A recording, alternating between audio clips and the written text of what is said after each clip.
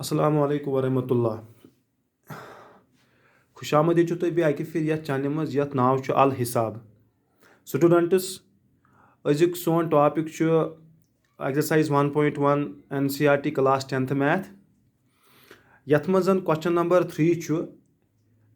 तुम हेकि वचित कि an army contingent of 616 members is to march behind an army band of 32 members in a parade. What is the maximum number of columns in which they can march? अगर अस वो अमे question मतलब क्या an army contingent one तथ groups same features आसान तो हको अमे बदल इथस वन आर्मी ग्रुप यथ मे 616 मेंबर तो तिमन कमन पत कन मार्च कर बेस आर्मी बैंडस पत कन 32 मेंबर अकिस परेडस मज।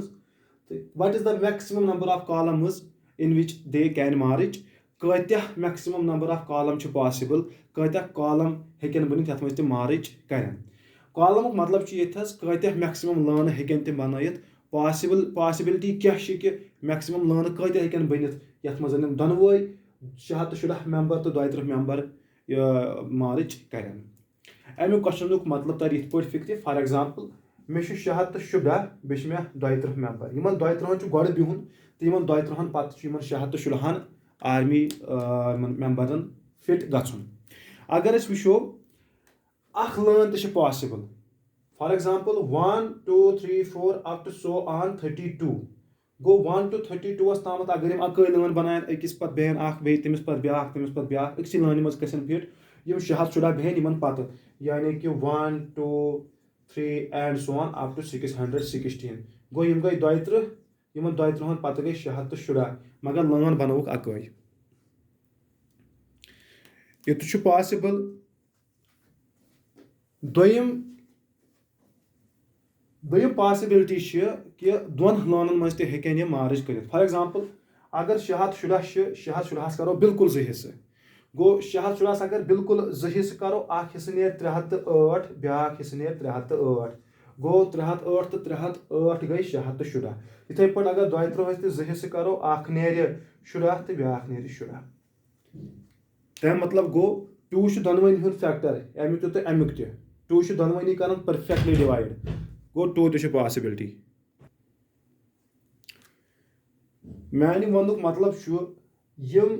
10 अगर तुलहोक यम बनान अख लान 1 to 16 1 to 16 पत यम 10 यानी कि 1 to 16 गई यम गई दोन लानन मज फिट। अम पत यम 616 वल यम 308 रोजन यमन 10 पत यम 308 नफर रोजन यमन 10 नफरन पत। ये पे गई 8 to 10 नफर अम पत गई बे 1 to 308 यानी कि 8 पे 308 ताम। इथे पे यमन 10 पत रोजन 308 नफर गो दोन लानन मज हेकन मार्च कर गो 2 लान तो पॉसिबल तिकाज 2 दोनवनी हुंद फैक्टर। असली मसल ती कि 2 दोनवनी कॉमन फैक्टर गो इन द्राव अख कॉमन फैक्टर 1 क्या 1 हर कुन कॉमन फैक्टर 1 हर कुन नंबरुक फैक्टर तो सह तेल कॉमन सारे मज। अलबत्ता 2 दोनवनी कॉमन फैक्टर। अम पे वो क्या 3 लान पॉसिबल, मगर 3 लान पॉसिबल कह तिकाज ना 3 करन यथ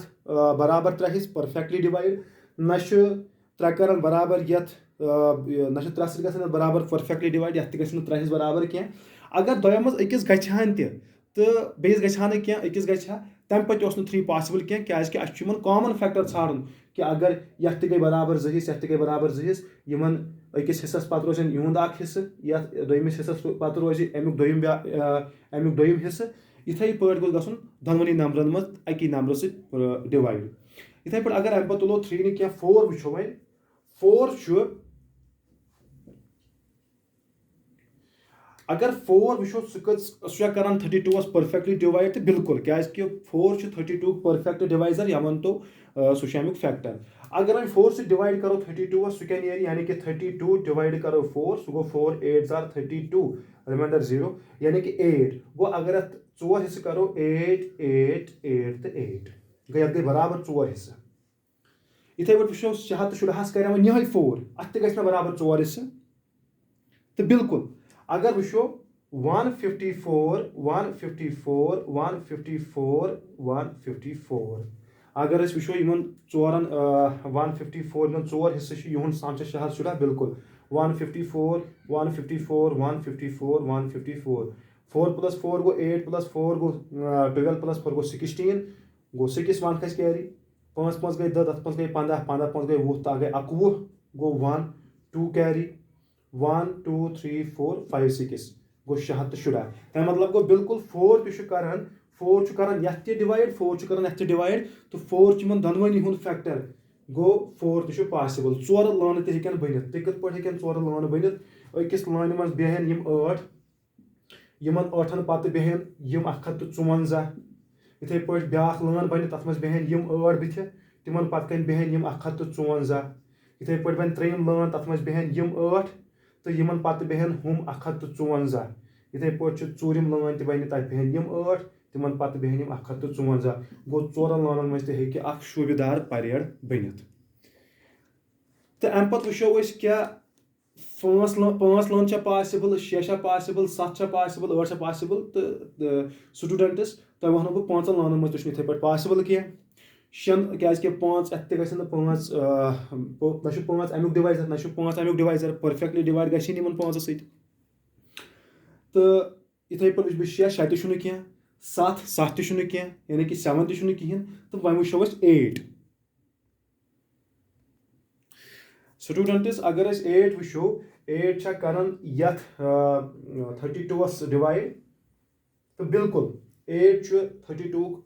फैक्टर यानी कि परफेक्ट डिवाइजर अगर वुचो 32 सह गो 8 4 आर 32 रिमाइंडर 0 गो अ 8 हिस्से 4 4 4 4 बे 4 4 4 तो 4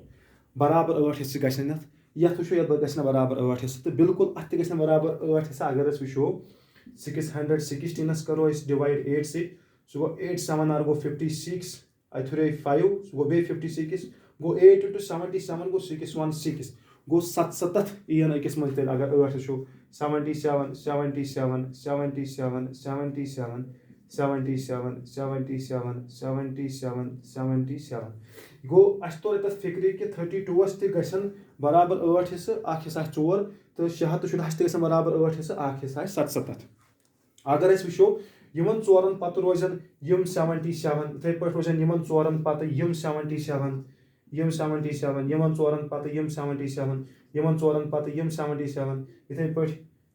सॉरी लिखो यपर इथे पे बेहन यपर बे 4 यानी कि 77 77 77 77 अगर वुचो 8 कॉलम्स बने 8 कॉलम्स तो पॉसिबल यथ मज मार्च हेकन कर तो अमे ब्रोट कुन कर क्या तुम वनो बह अम पे कहीं नंबर उस दोनवनी हुंद डिवाइजर दोनवनी हुंद फैक्टर यानी कि 616 तो बे 32 अम पे कहीं common factor go in common factor 1 सारे हुंद 2 4 तो 8 मगर हाइस्ट कॉमन फैक्टर 8 पे कहीं नंबर दोनवनी हुंद कॉमन फैक्टर तमें मतलब गो 8 हाइस्ट कॉमन फैक्टर 8 युहद HCF माने वन गर्ज यह क्वेश्चन सॉल्व करने खतर कहें कर बल्कि कड़ HCF कमिक HCF 613 तो बे 32 बे थो स्टूडेंट्स कत याद अम सात मैक्सिमम कत कर तम सात HCF सॉल्व तो या अम सात एट मोस्ट क्वेश्चन मज कुन सात सह वो बाकी क्वेश्चन मज अगर तुथु क्वेश्चन कह कर तो मगर मान वनु गर्ज यथस कि अस HCF ान 613 तो 32 मगर मे समझो तो HCF क्या ान क्या गई बराबर मैक्सिमम लान कत हेकन बन ये मज फिट गन अम पे कहीं नंबर ये दोनों डिवाइड कर इसलिए 8 लान पॉसिबल 8 लान मज हेकन मार्च कर हाँ स्टूडेंट्स थोड़ा वन युहद HCF एक्सप्लेनेशन अम सात दिज तो वो पाई कि HCF ान मगर वनकस तुंदिस सिलेबस मज HCF ान by using equilateral division lemma तो सॉल्व कत पे कर लिखो to find maximum number of columns to find maximum number of columns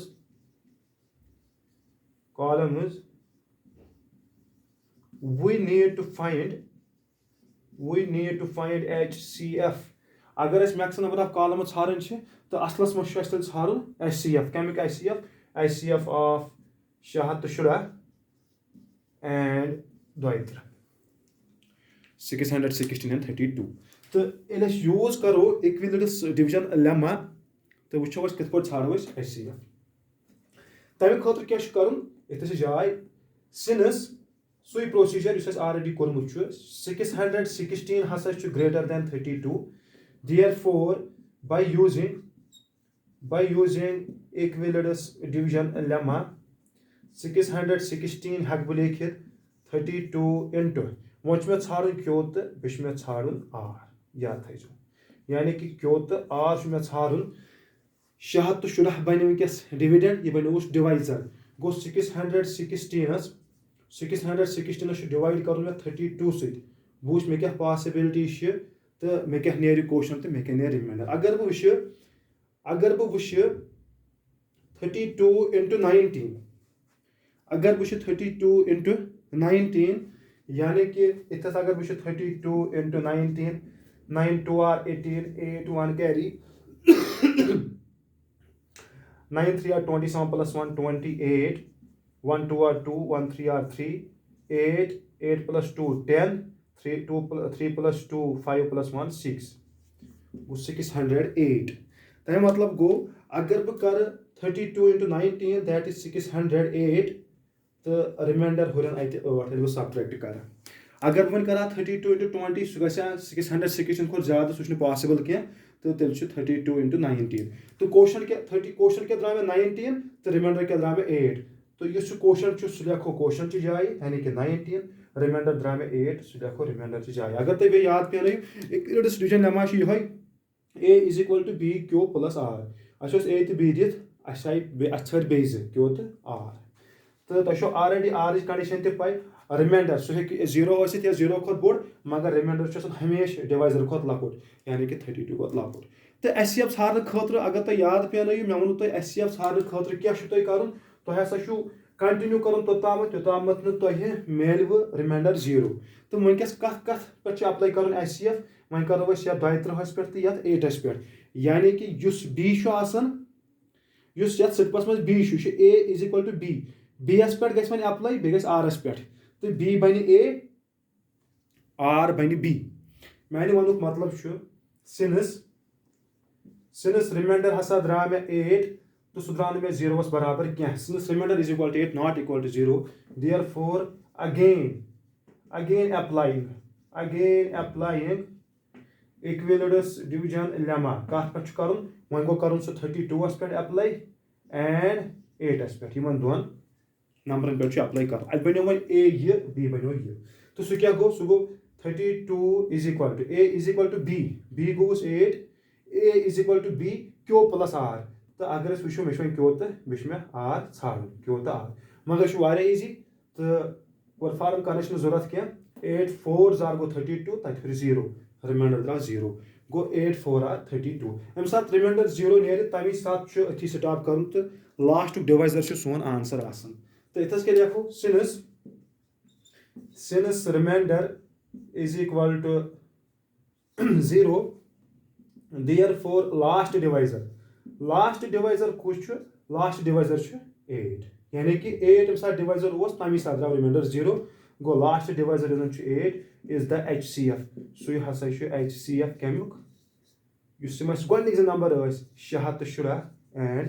32 गो युद HCF सह 8 गो 8 लान पॉसिबल 8 लान पॉसिबल ये मज मार्च हेकन कर यह अमिक क्वेश्चन सोल्यूशन नईस वीडियोस मज दिमो नईस क्वेश्चनस पे बिहु तोतामत खुदायस हवाल अल्लाह हाफिज बे गुजारिश कर कि पतम सारी वीडियो खास कर 9th 10th पारान तम वो सा कंटिन्यू तिज कंटिन्यू तुम तम वीडियो वो तम वीडियो कंटिन्यू वुचन सह तमाम